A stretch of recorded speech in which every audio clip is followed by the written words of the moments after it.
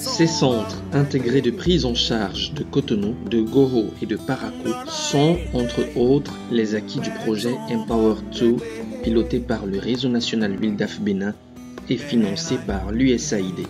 Malheureusement, le dit projet connaîtra son apothéose le 25 août prochain, après 4 ans de mise en œuvre. Que deviendront ces centres au terme de Empower 2?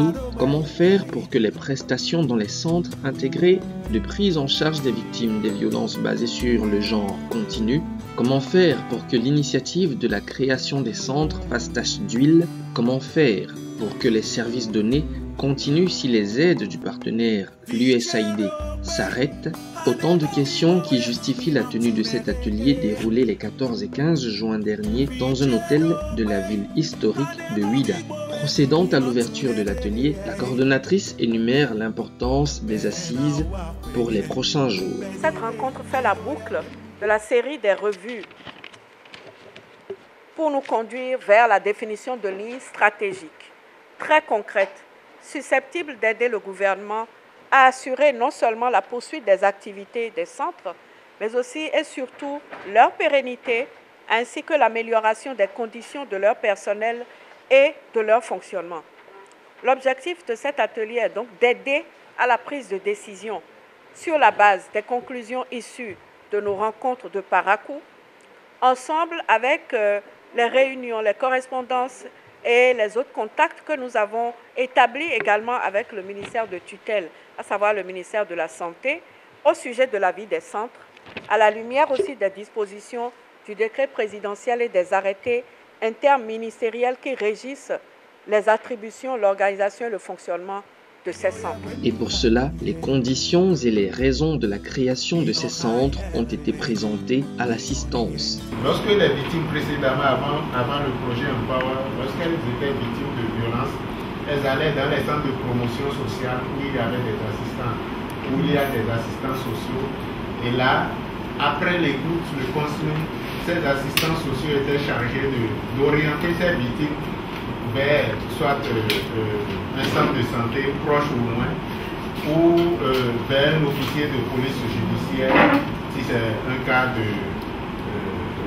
violence sur mineur par exemple, c'est vers, pour ceux qui sont dans l'Atlantique littoral ou bien dans tout le Bénin des Bois, c'est vers l'Office central de protection des mineurs ou d'autres gendarmeries et commissariats. Alors là, très souvent les victimes qui viennent à nous, ce sont des victimes démunies. Ce sont des personnes parfois suite à la violence qui sont dépouillées de tous leurs biens. Et quand l'assistante sociale finissait de faire son travail, elle n'arrivait pas des fois à atteindre d'autres centres. Alors, il a été envisagé de combiner tout en un seul lieu et de pouvoir offrir tous les services, de regrouper tous les acteurs dans un seul centre pour pouvoir offrir les services à ces victimes de violences basées sur le genre. C'est dans cette optique que deux arrêtés et un décret ministériel est sorti. Et dans ces centres intégrés, on retrouve des assistants sociaux, un médecin, des sages-femmes, des infirmiers, des OPJ, un magistrat et puis 2 chercheurs. Donc là, la façon dont c'était ficelé, c'était que dès que la victime vient, elle n'entre pas dans le couloir de l'assistance sociale qui l'écoute, fait le conseil et l'oriente suivant le besoin. Si c'est un besoin sanitaire, vers la sage-femme ou bien l'infirmière ou le docteur.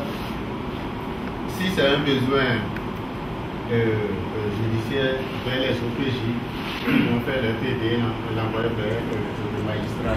Et à l'issue de ces prises en charge dans les centres, on peut retenir par exemple qu'au Super Cotonou est de 657, Super Kaboumé 563, Super Parakou 663, Seradiga 573, Gap 731 et Passerelle 575. Nous recevons dans nos centres toutes les formes de violence et toute personne victime de violence. C'est-à-dire nous recevons aussi bien les jeunes filles, les femmes adultes, les jeunes garçons, les hommes adultes aussi. Suite à toutes ces explications et comme cet atelier vient après deux autres déroulés à Parakou et à Boïkon, les conclusions de ces assises ont été exposées à l'assistance. L'intégration des centres au sein des services des directions départementales de la santé. La mise en place d'un processus qui garantisse au MENA ces processus. Je crois que c'est une recommandation secondaire, comme je vais commencer à la lire, c'est la mise en place d'un processus qui garantisse aux victimes l'obtention dans un délai raisonnable d'un certificat médical et aux médecins les délivrant le règlement par l'administration du coût afférent à sa délivrance. La définition de sources et de mécanismes possibles de financement impliquant, outre le budget national, un plan national de budgétisation consacré aux activités relatives au VBG et un financement décentralisé mettant en jeu la communalité et la mobilisation de ressources par des partenariats avec des partenaires techniques et financiers. À ces recommandations de Parakou et de Boïkon s'ajouteront celles de Ouida. Représentant la ministre en charge des Affaires sociales, il est question de rassurer les participants de l'anticipation du gouvernement. Le gouvernement a prévu les ressources pour ça. Au niveau du ministère, nous avons même un programme que nous appelons un programme d'autonomisation économique des femmes. Parce que c'est ça la base. Ce programme est déjà lancé.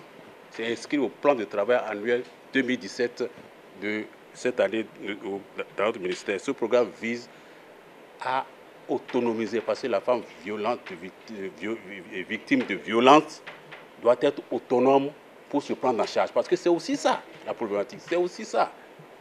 Les causes des victimes et des violences basées sur le genre. Alors, je voudrais prendre l'engagement, au nom de Madame la ministre ici, de vous promettre que les centres de promotion sociale qui constituent la cheville ouvrière de notre dispositif seront renforcés. Nous avons un programme au titre de l'année 2017 de réhabiliter les centres sociaux, les centres de promotion sociale. Nous avons un programme de faire un audit organisationnel et institutionnel des centres de promotion sociale en vue de disposer d'une base saine et fiable pour enclencher des projets de renforcement des capacités de ces centres-là. Une victoire pour ULDAF Bénin en particulier et pour d'autres organisations de la société civile et organisations non gouvernementales en général œuvrant pour une égalité des sexes. Cette assurance du gouvernement doit réconforter ces nombreuses femmes, filles qui ploient sous les violences à elles faites par certains hommes.